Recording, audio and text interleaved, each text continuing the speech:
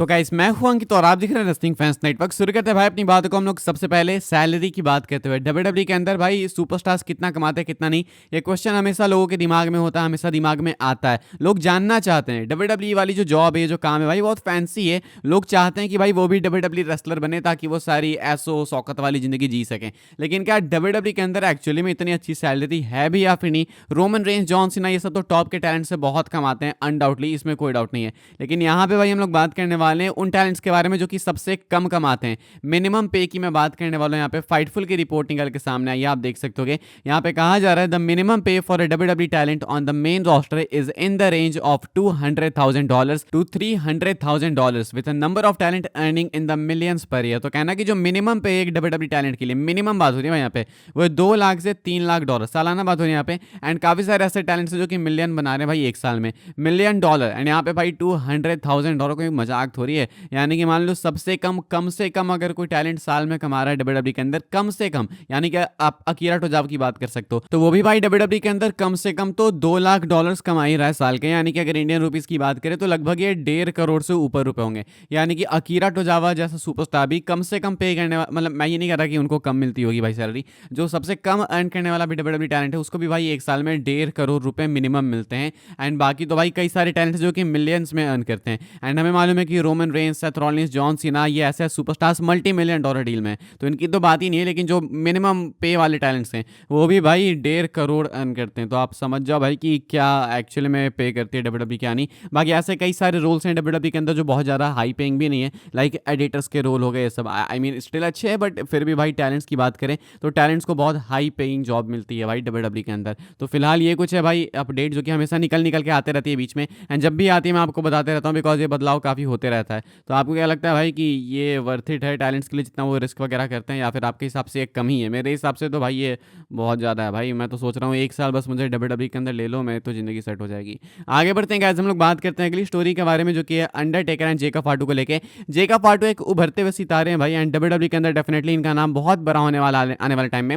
Undertaker क्या कहते हैं जेकब फाटू के बारे में वो मैं आपको बता देता हूँ। आप देख सकते हो कि शकील मयूरी के साथ बात करते हुए the Undertaker says Jacob फाटू has not even scratch the surface, he's got that thing, he's got it। कहते हैं he's got it वाला factor. when he is on TV you want to see what he is doing। कहना Undertaker का कि उसके अंदर वो चीज़ है, उसके अंदर वो इट फैक्टर है। जब वो टीवी पे होता है, टेलीविजन पे होता है, तुम देखना चाहते हो कि जेकब फाटू क्या कर रहा है, क्या करने वाला है। यानी कि अंडरटेकर कहते हैं कि जेकब फाटू में वो चीज़ है जो कि फैंस को अट्रैक्ट कर सकती है, क्राउड को अट्रैक्ट कर सकती है। एंड सेम चीज़ भाई मैंने पिछले वीडियो के अंदर कही है भाई, जब अपडेट निकल के सामने आई कि जेकब फाटू की जो मर्चेंडाइज है भाई वो अभी डब्ल्यूडब्ल्यूई शॉप पे अपैरल्स वाले सेक्शन में मोस्ट सेलिंग मर्च है। तो अब ऐसे में भाई जेकब फाटू वहाँ पे चमक रहे हैं। जेकब फाटू क्राउड के सामने काफ़ी साइन करते हैं, क्राउड उनको देखने के लिए आती है, उनके लिए टिकट्स खरीदती है। अंडरटेकर का भी सेम मानना है, उनका कहना है कि जेकब फाटू कुछ भी करे फैंस देखने को तैयार है। एंड एक बहुत मेजर साइन है, बताने के लिए इनफ है कि आपका फ्यूचर बहुत ब्राइट है। अगर फैंस आपको कुछ भी करते हुए देखना चाहते हैं तो समझ लो भाई कि आप चमकने वालों। एंड जेकब फाटू के अंदर वो इट फैक्टर है जिस कारण डब्ल्यूडब्ल्यूई फैंस उनको देखना पसंद करते हैं। जब वो टेलीविजन पे होते हैं तो फैंस देखना चाहते हैं कि what is he going to do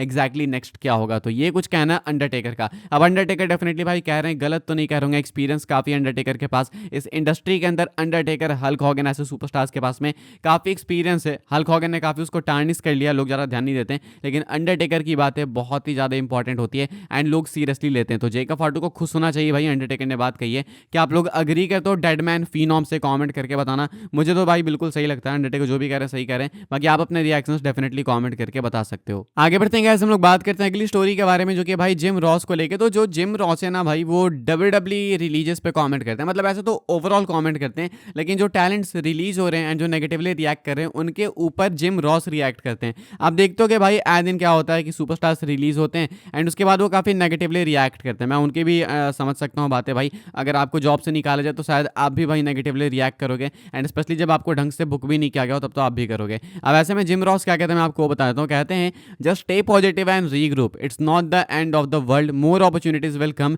what kills you sometimes is how these talents react to the bad news and how it makes them overtly negative, and that is not a good thing. Stay positive, stay in shape, improve your game, and hopefully find yourself another landing spot. There's plenty of landing spots out there, it's just a matter of finding the right one for you, but it's certainly not the end of the world, I can say that। कहते हैं gym Ross की भाई जो talents release होते हैं कई बार मैं देखता हूँ कि उनका करियर रिलीज होने से खत्म नहीं होता है, जिस तरीके से वो रिएक्ट करते हैं रिलीज होने के बाद उससे उनका करियर खत्म होता है। ये दुनिया का अंत नहीं है। अगर आपको कहीं से रिलीज़ किया गया है, कहीं से निकाला गया है, तो आपके पास स्टिल अपॉर्चुनिटीज़ है, कई अपॉर्चुनिटीज़ आएगी। आपको बस सेफ में रहना है, पॉजिटिव रहना है, काम करना है अपने गेम के ऊपर एंड उसको इम्प्रूव करना है। होपफुली आपको फाइनली अपॉर्चुनिटी मिलेगी एंड एक अच्छा लैंडिंग स्पॉट मिलेगा, बिकॉज अभी इंडस्ट्री के अंदर ऐसे कई सारे लैंडिंग स्पॉट्स हैं। तो कहना जिम रॉस का कि कहीं से भी रिलीज होने के बाद आपको नेगेटिव पर्सनैलिटी नहीं दिखानी है ताकि आप टफ टू वर्क दिखो। इनका कहना है कि आप पॉजिटिव रहो, आपको चीज़ें मिलेंगी, बस आप अपने काम से काम रखो एंड अपने आप को इंप्रूव करते रहो। मैं अग्री करूंगा भाई इस चीज़ से, लेकिन मैं टैलेंट्स की भी बात समझ सकता हूँ भाई। अब आप ब्लेयर डेवेनपोर्ट का ही सोच लो भाई, वो बेचारी कितनी खुश हुई थी भाई जब उनको मेन रोस्टर पे बुलाया गया था, लेकिन ना यूज़ किया गया ना कुछ, उनको रिलीज़ कर दिया गया। सेम कैमरन ग्राइम्स के साथ भी हुआ था। तो ये टैलेंट्स बेचारे क्या करे भाई, जब इनको अपॉर्चुनिटी मिलने वाली थी तब इनको रिलीज़ कर दिया गया। तो इनकी भी बात जायज़ है, मान्य है, लेकिन जिम रॉस भी गलत नहीं कर रहे, वो सही सजेस्ट कर रहे हैं। एंड जिम रॉस भाई वेटरन है, इनकी भी बातें काफ़ी ज़्यादा लोग इंपॉर्टेंट समझते हैं। मैं भी समझता हूँ कि आप लोग अग्री कर तो जिम रॉस की बातों से हाँ या फिर ना लिख के बताना। आगे बढ़ते हैं गाइस, हम लोग बात करते हैं अपनी आखिरी स्टोरी के बारे में, जो कि एलेक्सा ब्लिस को लेकर, वायर्ड 6 को लेकर। एलेक्सा ब्लिस का कमबैक हो गया भाई रंबल में, उसके बाद एलेक्सा ब्लिस टेलीविजन पर देखने को मिल रही है। लकीली भाई finally Alexa bliss is back and हमें टीजर्स देखने को मिल रहे हैं भाई वायर्ड 6 के। लिली लेके आई थी तो वो देख के लगा था कि भाई ये लिली लेके आई है, मतलब हो सकता है कि वायर्ड 6 के साथ ही होने वाली है। एंड अब ये ग्लिच वगैरह, ये टीजर्स वगैरह देख के तो काफ़ी ऑब्वियस हो गया है, कंफर्म हो गया है कि हाँ भाई मतलब ये वायर्ड 6 के साथ आने वाली हैं। अब ऐसे में भाई इनके लिए रसलमेनिया प्लान से अपडेट निकल के सामने आई थी रसल वोट्स की, मैं आपको बताना चाहूँगा। एंड वो अपडेट थी बेकी लिंच वगैरह सबको लेके कि बेकी लिंच, एलेक्सा ब्लिस, इन सब के लिए रसलमेनिया प्लान्स डब्ल्यूडब्ल्यूई बना चुकी है। एंड एलेक्सा ब्लिस उससे पहले वापस भी आ चुकी हैं वायर्ड 6 के साथ भाई, वो अलाइन होते हुए दिख रही हैं। तो मोस्ट लाइकली वायर्ड 6 के लिए जो रसलमेनिया के प्लान्स होंगे वही सेम एलेक्सा ब्लिस के लिए भी होंगे, यानी कि फैक्शन वॉर फिर आप एक्सपेक्ट कर सकते हो। लेकिन ये कैसे करेंगे कैसे नहीं वो देखना होगा, बिकॉज सामने आपके पास इतनी लंबी टीम भी होनी चाहिए। कैरियन क्रॉस में से तो भाई आपने उनको निकाल दिया, मतलब एकम रेजर को, हालांकि वो फ्यूड खत्म हो चुकी है बट स्टिल वो एक ऑप्शन थे। तो वैसे में एलेक्सा ब्लिस होंगी, निकी क्रॉस, बो डायलिस होंगे, बाकी एरिक रोवन वगैरह अपने ये भी सारे होंगे, बाकी वो दोनों भी हैं। तो अब इतने सारे सुपरस्टार्स आके साथ में आके क्या करेंगे रेसलमेनिया वो देखना है। लेकिन डब्ल्यूडब्ल्यूई के पास एलेक्सा ब्लिस एंड वायर्ड 6 दोनों के लिए प्लान है भाई रेसलमेनिया 41 के लिए। आपको क्या लगता है भाई डब्ल्यूडब्ल्यूई क्या कर सकती है, कमेंट करके बताना। मुझे लगता है कि भाई या तो करेंगे तो बहुत कुछ अच्छा कर देंगे, यानी तो बहुत कुछ खराब कर देंगे। इसके बीच में कोई ग्रे एरिया नहीं है। डब्ल्यूडब्ल्यूई के अंदर अब दो चीज़ें हो रही है, या तो बहुत अच्छी चीज़ है यानी तो बहुत खराब चीज़ है, बीच में कुछ चल नहीं रहा भाई। तो मेरे हिसाब से आई होप अच्छी चीज़ें ही करेंगे, बिकॉज एलेक्सा बहुत टाइम बाद वापस आई है। आई रियली होप कि अच्छी ही बुकिंग मिले एंड जो भी मिले उसके बाद ये वायर्ड 6 से अलग हटे भाई। लाइक बहुत टाइम हो गया एविल कैरेक्टर के साथ, 4-5 साल हो गए भाई। जब कोरोना था तभी से एलेक्सा ब्लिस इस सेम कैरेक्टर के साथ में, अब वो गॉडेस वाला गिमिक, वो मिस ब्लिस वाला कैरेक्टर वापस आना चाहिए। आप लोग क्या सोचते हैं भाई इसके बारे में कमेंट करके बताना। एंड आपके हिसाब से क्या होनी चाहिए बुकिंग, वो भी आप लिख के बता सकते हैं। फिलहाल इस वाली वीडियो के लिए सारी अपडेट्स थी। आई होप आपको इन्फॉर्मेशन मिली हो तो वीडियो को लाइक करें, शेयर करें, सब्सक्राइब करें चैनल को, ताकि आने वाले टाइम के अंदर आपको और भी ऐसी डब्ल्यूडब्ल्यूई की न्यूज़ इन्फॉर्मेशन जानने को मिलते रहे। फॉलो कर सकते हैं आप लोग मुझे इंस्टाग्राम एंड ट्विटर पर, लिंक आपको मिल जाएगी डिस्क्रिप्शन में। ज्वाइन कर सकते हैं व्हाट्सएप चैनल को, उसकी भी लिंक डिस्क्रिप्शन में। मिलूंगा मैं आपसे अगले वीडियो में, तब तक के लिए goodbye, thanks for watching.